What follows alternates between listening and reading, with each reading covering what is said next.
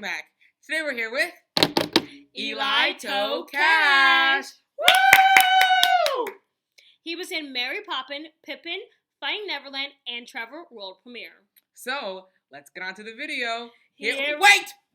He is having a show April 18th at Green Room 42, celebrating his 100th episode of Take About Podcast. So, you're going to hear more about his podcast in this episode, and you can get tickets to his show, link in bio. Now, let's try this again. Right. Here we go! Broadway time! How did you get into theater? So I got into theater when I originally saw my sister in a local production of the Pittsburgh CLO's Chitty Chitty Bang Bang, up in Pittsburgh, obviously. I've never been exposed to theater until I was age 6, and so when I saw it, it was kind of like I was being introduced to like a whole new world. And the fact that it was entertaining, and then I saw like people around me and they were like actually like laughing and they were like crying and they were cheering, and I saw like the effect that it had on the audience and people in general, and I was like, wow, this is fascinating, and like I'm sitting here and I'm just like, what is happening? This is amazing. Like, so I fell in love with it because like it moved me and I was being entertained, but then I saw that it was doing the same to other people, and I was like, this is like the coolest thing ever. So how do I get involved? And funny enough, the cast had a couple other kids, and there was one kid in particular who was pretty well known in Pittsburgh at the time. His name is Joey Serafini, who is now on the High School Musical, the series TV show. And so he was doing a lot in Pittsburgh, and so they were like, if anyone's going to lead you in the right direction, it's him and his family. So, you know, since he was in the cast with my sister, we talked to his family and him, and we were like, how do we get involved? What do we do? And they pointed us into the direction of, you know, auditioning with agents and stuff like that. And they showed us the Pittsburgh CLO Academy, which is like a wonderful academy that offers classes. It has groups, and it has shows that they put up, whether it's like on tour or seasonal, whatever it is. So we ended up doing the CLO Academy, and we fell in love, and we got into these summer camps and all these wonderful things. And then at the summer camp, the like principal of the CLO kind of asked me to audition for their seasonal show, A Christmas Carol, where Joey Serafini had played Tiny Tim for the past like 5 years. So but he was getting to a point where his voice was changing and he was too tall, so they were looking for a new Tiny Tim. And funny enough, I auditioned and I ended up getting it. And it was my first audition ever, so I had no idea what I was doing. But I ended up getting it, and I was in the show, and they casted Joey to play my older brother. So Joey and I, it was fun because like he kind of directed me into all of this, and then we were able to work together. And that he was great and kind of took me under his wing, even though he was a couple years older than me in my first professional show. And then the music director of that show in A Christmas Carol was like, you have to go to New York. You just have to. It was my 3rd year as Tiny Tim, and he was like, you just need to go out there and you need to see what happens on your like break from school, because it was like the Christmas time, and you know, winter break is coming around, so you should go out. So we were like, I don't know, we'll see. My parents are like, I don't know anything about this industry. Like, I wish I could help you. I don't know what to do. And they were like, we don't have a lot of money. So we were just like, what do we do? And he was like, well, you guys can come up. If you guys figure out a way to get there, you guys can stay in my apartment and you can go audition for agents. So we were like, okay, sounds good. So like 2 days after A Christmas Carol closed, when I did it for the 3rd year, we went up to New York, and it was like a snowstorm. It was in the middle of the winter. We ended up going on a bus. because of the snowstorm and everything. We were like, we do not want to drive in it. We've never been to New York. Why would we drive in New York? It's a mess. So we took a bus to New York, and we got to his apartment, and he, like, right there on his little piano, like, you walk in and he has a piano, and it was like a list of agents, and he was like, this is who you should go see.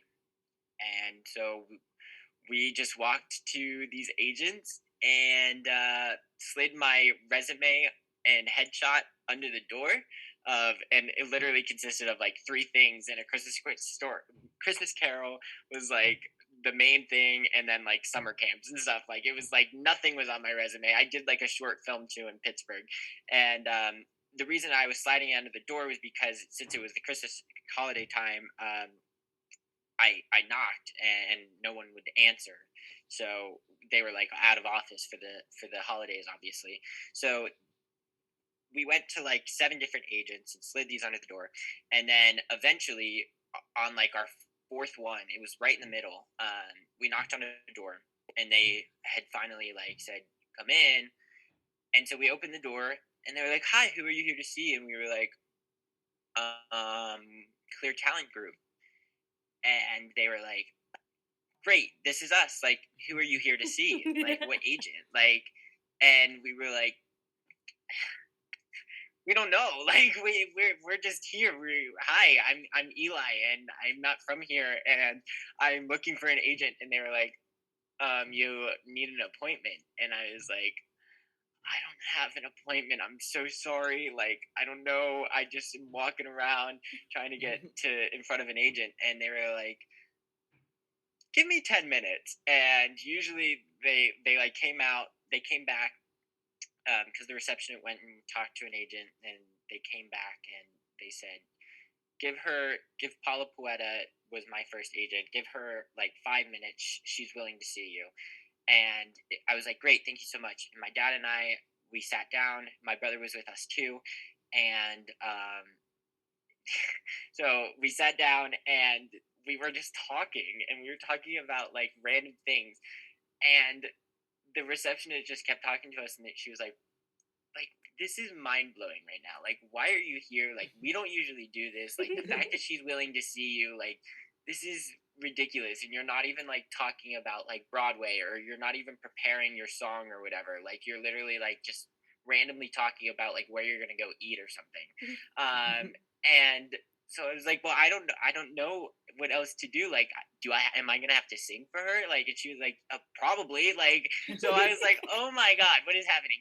So eventually I go and I see Paula, and she's like, I give her, I had my resume and I had my headshot, so I gave her that.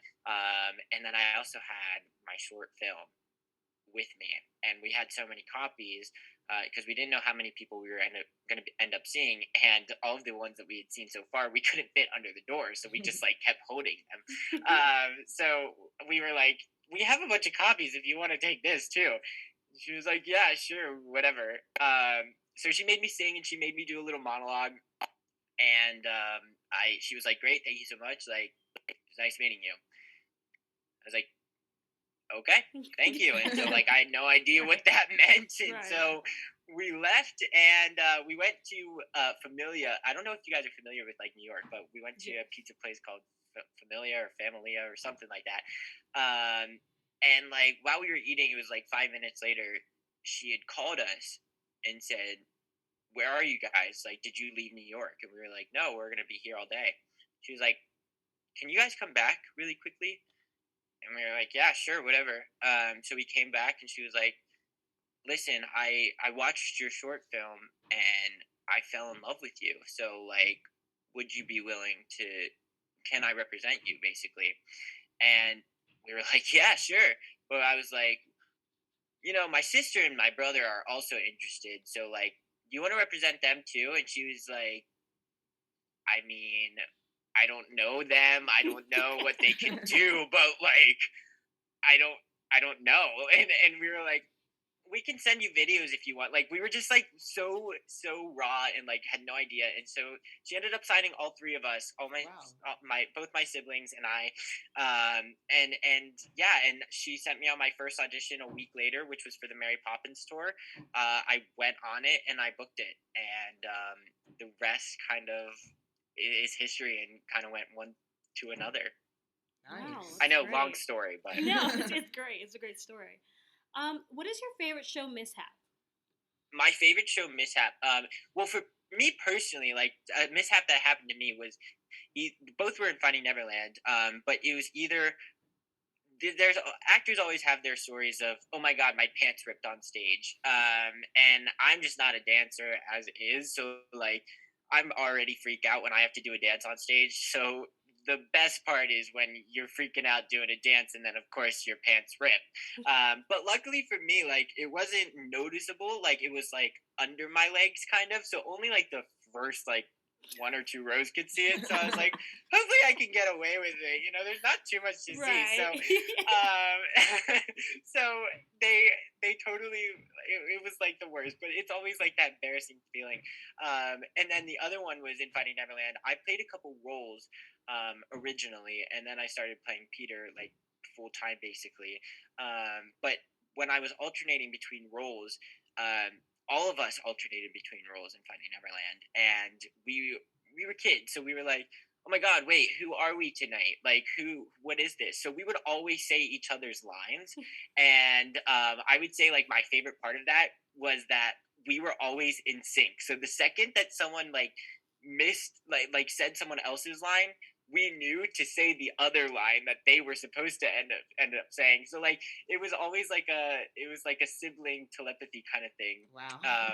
But yeah, it was so fun, and just like it made us like be on our toes and like make sure that we're present, because like the second that we made a mistake, we have to know that we made the mistake and like let the others like Yeah. catch us back up and get us to where we need to be. But like my favorite like mishap that's ever happened while I was on the stage was in Finding Neverland as well, where one of the swings were on, and it's this big dance number, which is where my pants ripped, but it wasn't the same show. It's We Own the Night. I don't know if you're familiar with the show. But one of the maids, that she's like in a maid's costume and everything like that, her wig fully came off, and she did the whole number in a wig cap, so it looked like she was bald. And she was like doing this whole like dance number, and she didn't do it, like she had to throw, so the wig fell off, so she picked it up and just threw it off stage, because she tried to originally like put it back on her head, Right. but like she didn't know where the bobby pins went to like stick it back in to like secure it or anything, so she ended up just throwing the wig off stage and did the whole number like in her wig cap, and we all just like lost it on the stage. We were all laughing, like it that was forever like my favorite thing ever, because I'd never seen anything like that. Yeah, Wow. it was It's a good crazy. one. Yeah, for sure. I know. I don't have anything like that fun that has Mhm. happened to me. So I just think that one's. I always have to tell that one. I I feel like think that's it's one the of like best. our funniest ones we probably heard. What is your favorite stage door memory? My favorite stage door memory. Honestly, I like my favorite thing at the stage door. I don't know. Stage doors are like probably one of my favorite things. I know some people like kind of skip them or whatever, but I've always like, if they're willing to come and spend the money and spend their time with you, like the least you could do is go out and like Oh, greet I them at like the that. stage Mhm. door, you know? So honestly, like I don't have a particular memory, but my favorite part about doing the stage door is like allowing the audience be like vulnerable with me, because like for the past 2.5 hours I was just vulnerable for you and telling a story.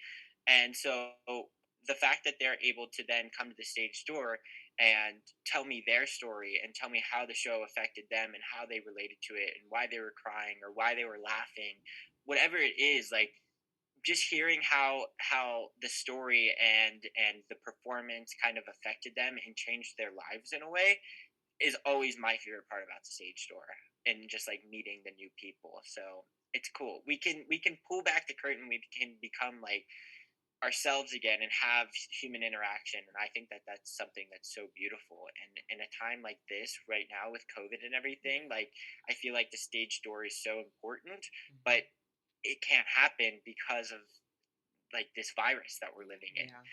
So it's like it breaks my heart because it's like this is the thing that actually brings the performers and the audience members together. I mean, at the end of the day, we're all people, so like we're all equal. So, but at that time, we are one, and we are connecting on a personal level, and in these hard times, I wish we were able to do that, but I get it because of the the virus, and we don't want to risk anything. So breaks my heart, but it's definitely I love the stage tour. Okay, so this question is a two-part question. What movie would you want to turn into a musical? And what musical would you want to turn into a movie? Oh, that's a good one. So a musical or a movie into a musical, it's a different one. I don't know if you have even seen it. It's called Miracle on Ice. It's a Disney movie. It's about the USA Olympics, the men's hockey. Oh my god, I When know what they you're talking about. I know what you're talking Yeah. about. Yes, yes. Well, I've always so I was. It's funny enough because I was actually talking to my friend the other day. If you would have asked me this like last week, I probably wouldn't have given you this answer. But I was talking to a friend just recently, and we were talking about this, and we were talking about how we would love to see that movie become a musical.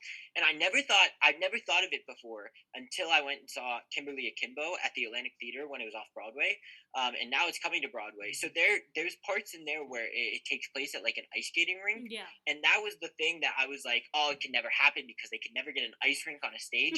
But you don't have to have an ice rink on a stage. Kimberly Akimbo does it in such a wonderful way, and it's so fascinating that I think it could work. Because I mean, it's about hockey, and you should probably like show that and everything. I'm a big hockey guy, so I've always said like I would love to be a part of like the Mighty Ducks or like one of those hockey movies as an actor. So it's funny that you now say like I'm kind of now relating it to a musical. Yeah, that so I would probably say like Miracle on Ice, and then musical I'd want to see it into a movie. Would probably be that's a really tough one. I would interestingly enough like to see Company as a movie. Yes. Yeah, right. Yeah. Yeah. I think that could be done in a really cool way. Because I would love to see more of dialogue in Company. Because I mean, Sondheim wrote such a beautiful score, but I definitely want to see like an expanded version or like a movie version of Company. I think that would be really cool. I think so too. We're seeing Company at the end of the month, and I'm Yes. so excited. Is it gonna be your first time seeing it? Yes.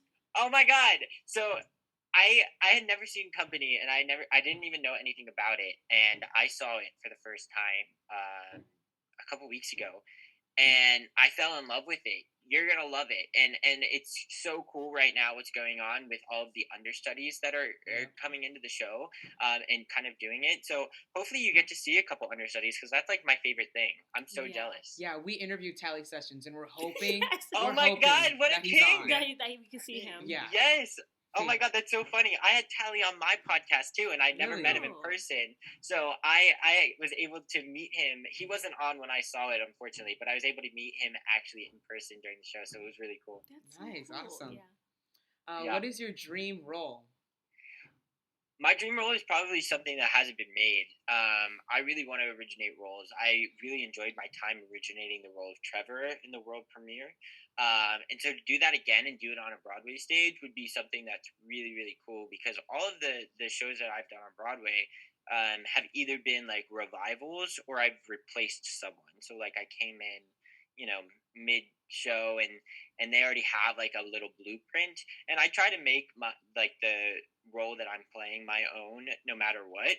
But like there's something different when it comes to like originating it and finding the mannerisms and the lines and everything of what makes sense. It's just fascinating. So probably something that hasn't been written, or like revisiting a show that I did in the past, and like playing an adult in the show, like J.M. Barrie or like Bert and Mary Poppins or something like that. I always thought that would be cool, like a full circle moment.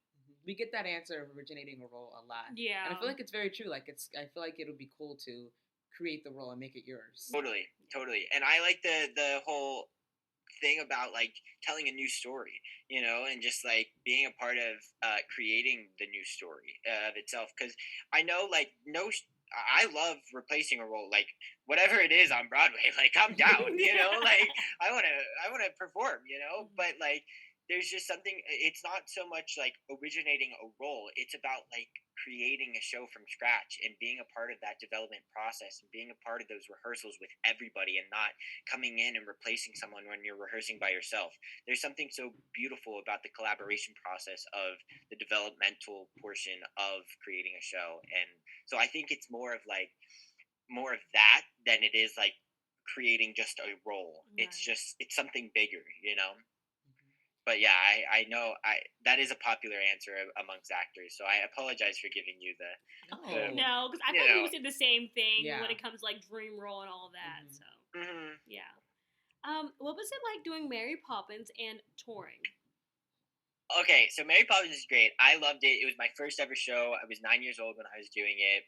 So to be a kid doing the show, it was really cool because I saw the show and was just like, "This is amazing! There's so much magic and all of these things," and I was like, "This is so exciting!"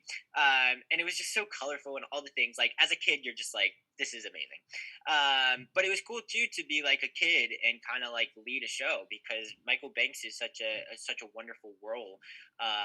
And it was the best time, and it was cool to like be a part of the audience and kind of watch all the magic happen and then go on to learn how it all happens. It was just really cool experience, and it was my first one, so I think it just made it that much special. And touring is the coolest thing in the world. As a kid, it's completely different as an adult, and I wish I had the experience that of tour as an adult, and hopefully one day I will be able to do that. Because touring as a kid, you're going to all of these different cities and everything, but there's so little time for you to go out and explore and go see this beautiful city that you're seeing, just because you have to go to school and you have to go to rehearsals and you have to do the show, and at some point you got to sleep and eat.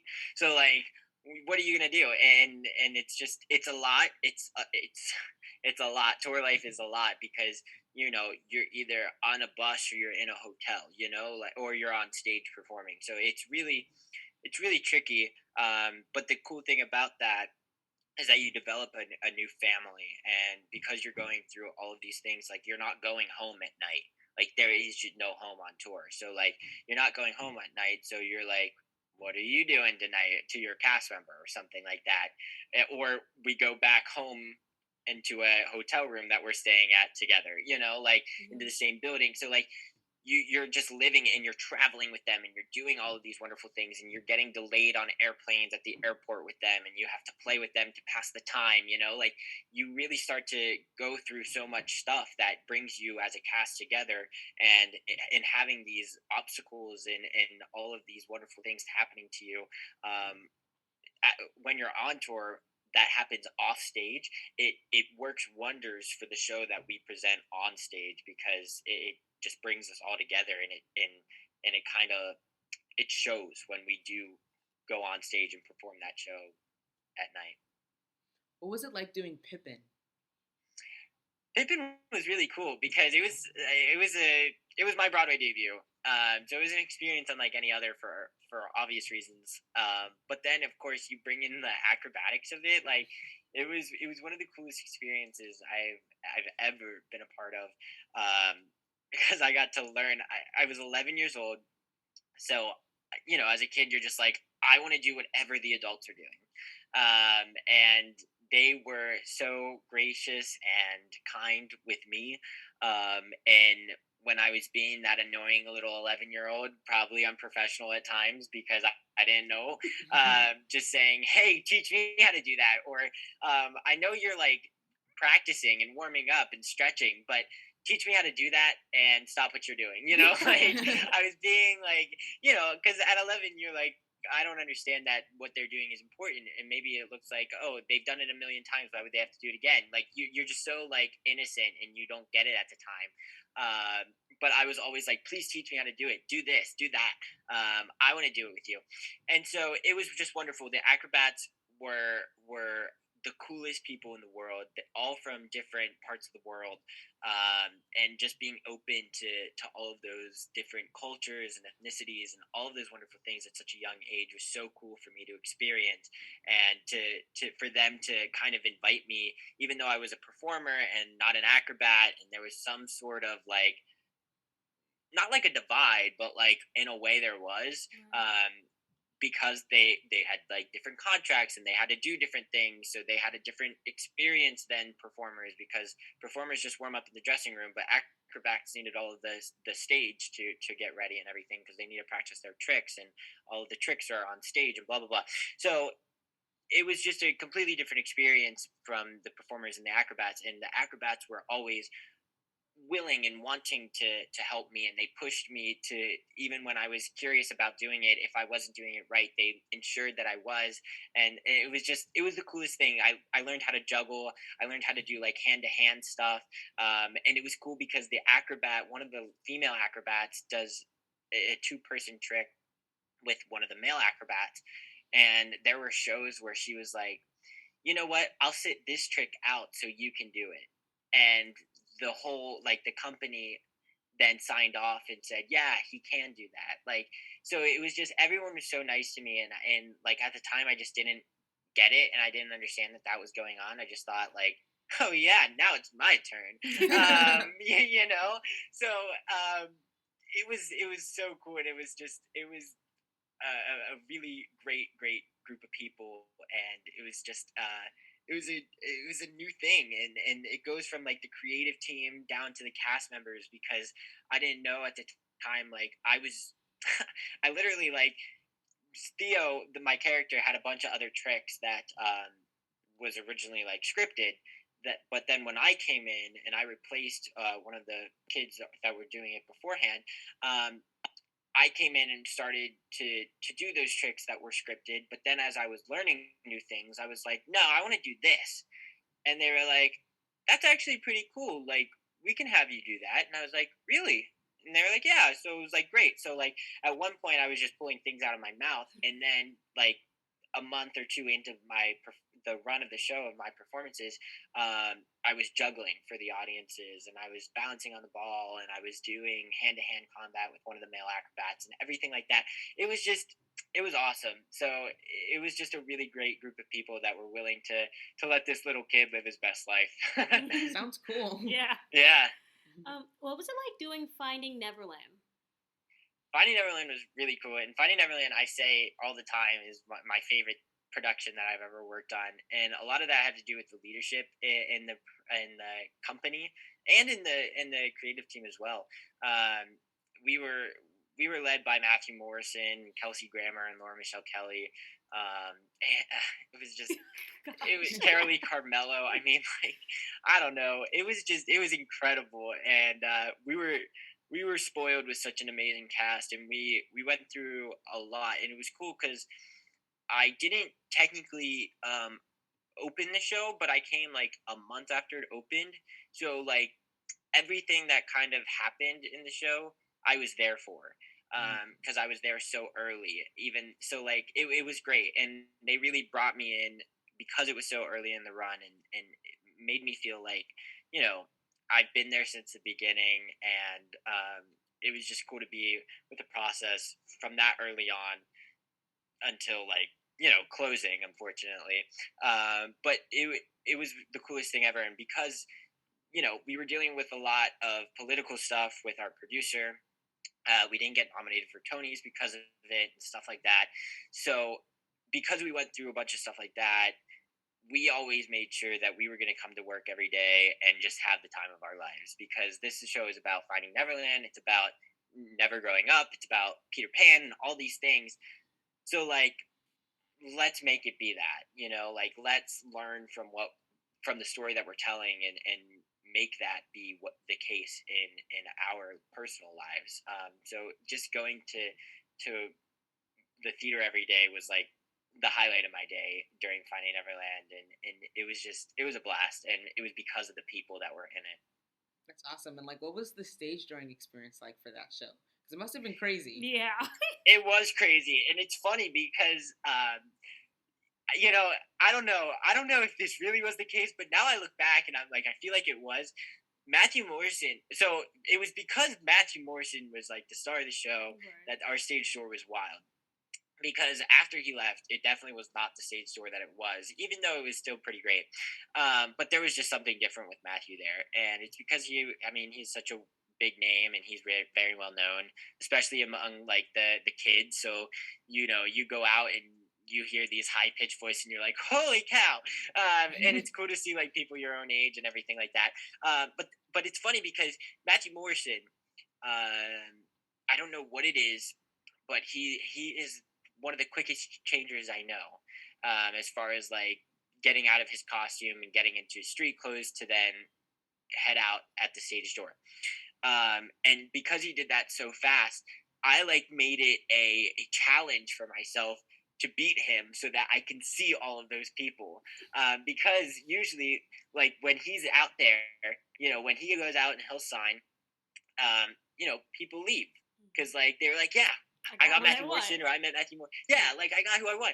So like I tried to make it a point to get there out of there as fast as I could, so that I could see that whole the whole crowd and try to interact with as many people as I can before Matthew came out there, and it was awesome, but it was crazy. And then of course, like the days that I didn't beat Matthew, I was like I knew right away as soon as I came out, like if I had beat him or not, but it was like a little competition. It was fun. It was great. The stage door of that show was awesome because there's so many wonderful meanings. Both, there's sad ones with the mother passing away, never growing up. There's that message. There's just so many messages in the show, and that there's so many things that people can relate to. And so, hearing those stories and hearing the stage door people had to say um, when I came out was life changing, seriously. And hearing those stories was just so fulfilling, and it was a great time. Awesome. Yeah, Our last question is, what was it like doing the world premiere of Trevor? yeah. So Trevor, I kind of alluded to it a little bit, but it was one of the coolest experiences ever.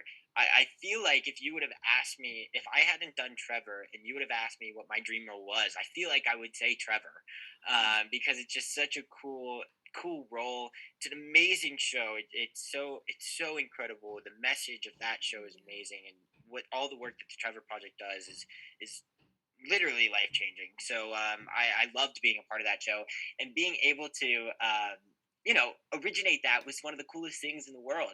I came into rehearsals blind, and I came into rehearsals just like I was transformed after the production, because I came in knowing very little about you know Diana Ross and theater and everything like that. Even though I was on Broadway and stuff like that, like I'm not your typical theater kid, and I'm obsessed with like hockey, which is why I love to see Miracle on Ice and stuff like that. So it's totally not Trevor, and I had to learn how to become Trevor and kind of learn um, how to tell the story and do it just.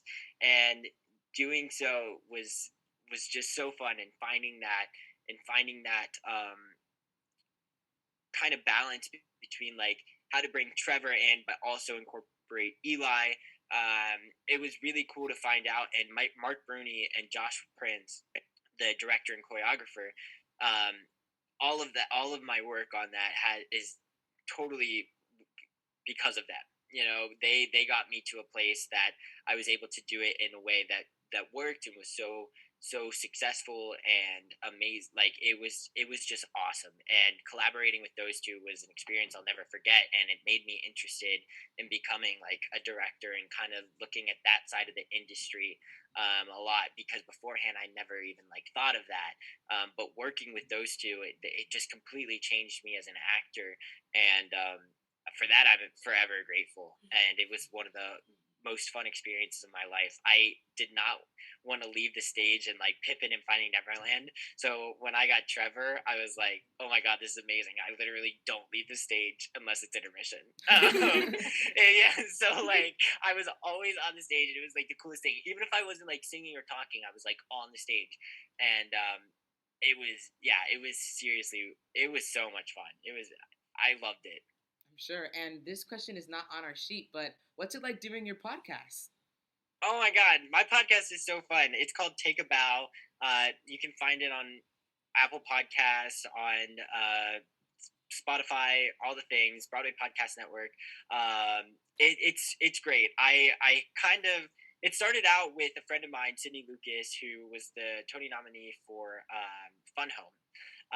And she and I were doing stuff, and we really were starting out to like focus on, you know, kids in the industry and kind of tell our stories of what it was like to be in the industry as a kid and a child performer, because it's completely different from anybody else. Just being a child actor and performer in this industry, it's a grind. I'm sure you both know. So yeah, I love that. But yeah, so it kind of started out as that, and kind of relating to that with other child performers and performers in general that we worked with. And now I'm doing it on my own now, and it's a blast. I never realized how much work a podcast was, but it's fun. It's fun work, and we're actually approaching our 100th episode, and I'm having a live show at the Green Room 42 on April 18th. So 2 weeks away, with some of our wonderful guests who have been on the past 100 episodes. So if you guys are in town, you guys should come see it, because it's great. I'm very excited, and it's the first time I'm like putting on a cabaret or anything. I'm calling it a little pod beret, like, because it's going to be like a podcast cabaret. But it's great. We talk about the industry. I talk about with Broadway stars. I not only Broadway stars, like people in the entertainment industry in general. Like I've had Kevin Chamberlain on, who was Bertram and Jesse. Yes. I've had Bowen Yang. Yeah. I had Bowen Yang on, who's the star of SNL. I've had Kelly O'Hara, Will Swenson, all of these incredible Broadway stars. Kaylin Kinnanen, Sierra Renee. We've had an incredible lineup.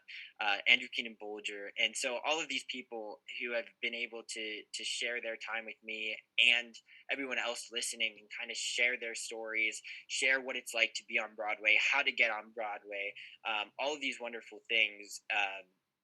It's life changing, and it's something that I wish I had when I was a kid. So I'm honored to be providing that to people, and it's a blast. Seriously. Awesome. I mean, that's so so cool. Yeah. Well, listen, like, it's totally like, you guys know, like, it's cool because it gives you an excuse to meet people and talk to people. Yeah. Exactly. Yes. I learned so much from just doing these simple, like, questions back and forth. I learned, like, so much in a year that I would never learn anywhere, so. Right?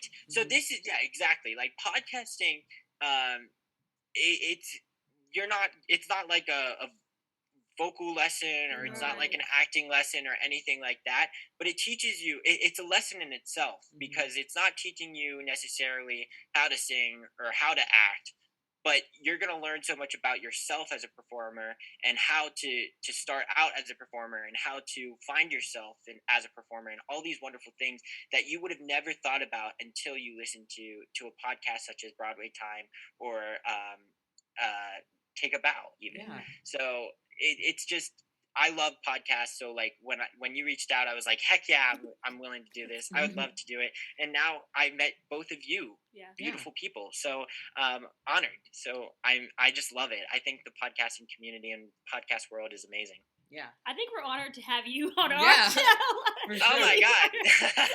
Thank you.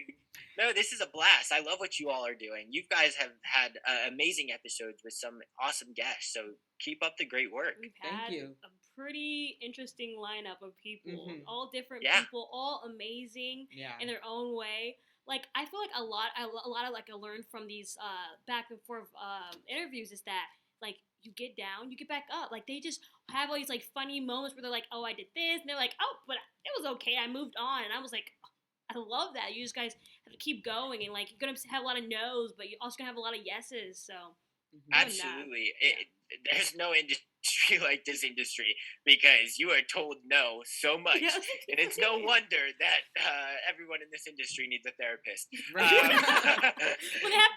have tough skin, so that's good. Yeah. You gotta have tough skin in this industry, and if you don't, it's probably not the industry for you. And it takes unfortunately, you have to learn that the hard way. You have to learn if you have tough skin or not, because you're not just gonna know if you don't know, if you never experienced anything like that. But it's all worth it in the end. Putting in the time and effort to make people happy and tell stories. It's such a beautiful industry, but it's so hard. And I don't know. It's fascinating. So to hear, like you said, all of these people's different experiences that are all kind of the same. Yeah. Like there's so many different stories, but the overall message or the overall kind of event and what it taught them is all the same. Yeah. So it's just cool to see all these different I guess point of views, and trying to see like what this artist has overcome to reach stardom. So there's definitely a lot that goes into it, and it's not just I'm on Broadway because it just happened overnight. It doesn't, and it takes a village, it takes family, it takes friends, it takes so many people. Okay, so we have 2 games. You can choose the first one or the second one, or both. So the first one is put a finger down. So I'll give you 10 prompts. And if it's happened to you, they're all theater related. If it's happened to you, put a finger down. Second game is Guess the Musical. It's either like songs from the musical, lyrics. It can be really anything. And if you don't get it the first time, we give you clues. What do you guys prefer? We can do the put a finger down. It's kind of Guess the Musical. Guess the Musical. We haven't had a lot of people do it because people are scared of Guess the Musical. All right, I'll do Guess the Musical. I'm definitely gonna fail, but I'm gonna do it. No, people have done worse in the past, so you probably won't. Oh, I don't know. We'll see. Okay. Loathing. Unadulterated loathing. Wicked? Yes. The end is coming. Oh, the end is coming? That's a song title? Well, it's a song lyric. It's lyric, a song lyric. Yes. The end is coming. I have no idea. Okay, Simple Sponge. Oh, SpongeBob. Yeah. The musical. Oh, okay. Stupid with Love. Oh, I should know this. And now I'm stupid with love. Where does that show from? Don't the hit? Yeah, I need a hint. Okay. On Wednesdays, we wear pink. Oh, dear God. Mean Girls. Yes. Okay, this one's hard. A whole bunch of Davids fight Goliath. No idea. This is hard. Okay, I'll give you the clue. Seize the day. This is gonna silly. Oh, Newsies. Yeah. Phone rings, door chimes. And comes company. Yeah. Cape Cow hair slipper. What? Yes. I've never. Oh my gosh. Okay. Cinderella, maybe. You're on the right track. I'm gonna give you a clue. Yeah. Giants in the sky. Come on. Oh, Into the Woods. Yes. Oh, I'm sorry for every theater fan. This is so embarrassing. No, you're doing really good. You're doing really good. Like, oh, okay. We'll tell you after when we're done. Yeah. Okay. Chip on my shoulder. Chip on my shoulder. I'm gonna need a hint for that one. So much better. So much better. Is there another hint? I can make one up. Let's see. I'll tell you some people that were in the show. Christian Borle, Richard H. Blake, Laura Bell Bundy. Legally Blonde? Yeah. Okay. Yeah, wouldn't have known that one. Let It Go. Oh, Frozen. Turn it off. Imagine I get that wrong. What is it? Turn it off. Turn it off. Turn it off. I need a hint. Hello, my name is Elder John. Elder John? Is that Book of Mormon? Yeah. Oh, I haven't seen it. Shoot. Okay, I gotta see that one. I gotta brush up on my musical trivia. What's the next one? Arabian Nights. This is easy. Oh, Aladdin, right? Yeah. Oh, thank God. Okay. You did really pretty good. Is that it? Yeah. You see? Oh, good. It wasn't that bad. Yeah. It wasn't that bad, but definitely not impressive. I'm definitely not as polished as I should be on No. Stuff. People, we've literally said, their title in the play, they've said it out their mouth, and they have not guessed it. So. Oh God. And it's not yeah, like that. and towards the beginning, once we did an interview, and they were in the show, and they didn't get it. Yeah. No way. Yeah. Who was that? I mean, I can't say. I don't remember. I know who it is. I can't say because I don't want to throw him under the bus. We're gonna edit this out. Just say it. Okay. Yeah. It was, what's his name? I got it. Of course he would. Yeah. That doesn't surprise me. And it was so funny, and we were like, you were in this. That's amazing. We've had someone use like every clue for each one of them. Even Let It Go. So like, come on. Oh, you're good. That's hilarious. I'm a little offended that one of my shows wasn't in there. No, I'm just kidding. I probably wouldn't have guessed it, honestly. Like, I don't know about that. No, it's when we give people the clues and they still don't get it. It's kind of like I know. I felt so bad. You were like, I can make one up. I was like, oh dear God, that was like a gimme then. well, this is also really funny. On our first time doing the games, I didn't have clues ready. Yeah, so it was like we were like, and I started humming. I started humming. Yeah, the hum. Like season 8. Season 8. It was really sad. Yeah. Oh my God, that's amazing. I love it. But this is our last thing. We're gonna move on to quick round. Quick round. Oh. So these are rapid fire questions. They're fast. All right. Favorite Halloween costume that I've had? A hot dog. Harry Potter house. Hufflepuff. Favorite holiday? Christmas. Favorite song?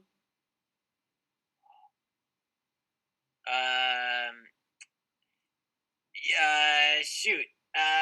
Let me look at my music. What's my favorite song right now? What the heck? This is so embarrassing. My favorite song, honestly, Surface Pressure from Encanto is kind of a bop. Okay. I'm listening to that a lot. Favorite actor? Favorite actor? Can I name a couple? Yeah. Okay, Martin Short, Hugh Jackman, Matthew Morrison, and I don't know. I have a million. Favorite musical? You guys are. This is tough, man. Favorite musical? 6. Okay. Yeah, that was a good answer. Favorite food? Favorite food is chicken nuggets. Favorite color? Orange. Favorite beverage? Coca-Cola. Favorite place to eat in New York? Favorite place to eat in New York? Right now it's like Melt Shop, but that's not in New York. That's like everywhere. No, you can still say it. Yeah. I'd say Melt Shop, sure. Biggest pet peeve? When people chew with their mouth open. Favorite sitcom? The Office or Friends. Favorite costume? Favorite costume? As in, like, on Broadway or something? Yeah. Favorite costume?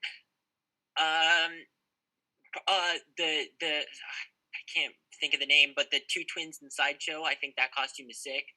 How they're able to, like, put them together. Okay. Favorite animal? Penguin. Favorite ice cream flavor? Vanilla.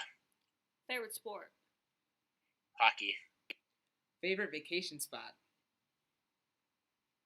Hawaii. Okay. Favorite pop star?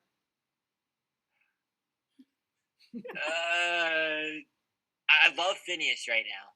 Billie Eilish's brother. Favorite dance number in a show? Oh, man. Step Time from Mary Poppins is kind of amazing. I'll say that one. Favorite movie?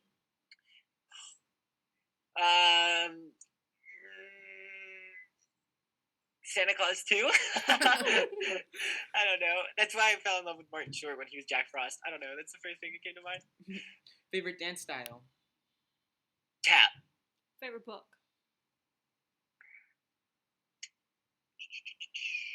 I would say The Outsiders. Favorite Broadway cast album? Favorite Broadway cast album? I should know this too. Hadestown is great. Dear Evan Hansen is great. Okay, if you could be any animal, what would you be? A monkey. Favorite theater saying? This is a Hadestown one. The meanest dog you'll ever meet is he ain't the hound dog in the street. The dog you really gotta dread is the one that howls inside your head. Okay. I love that because I step in my way. The voices in my head get me to step in my way. I don't know. Okay. If there was an award named after you, what would it be? Most energetic. Nice. Okay, I like that. That's it. Okay. Yeah, we're done. Hey guys, thanks for watching. Remember to like, subscribe, turn on post notifications so you can have every update. And make sure to check out our website, BroadwayTimeOnline.com, to hear Broadway's latest news and check out all of our interviews. And click the link in our bio to hear about Eli's big concert coming up at Green Room 42 about his 100th podcast episode. We're so excited. Thanks for watching. Bye.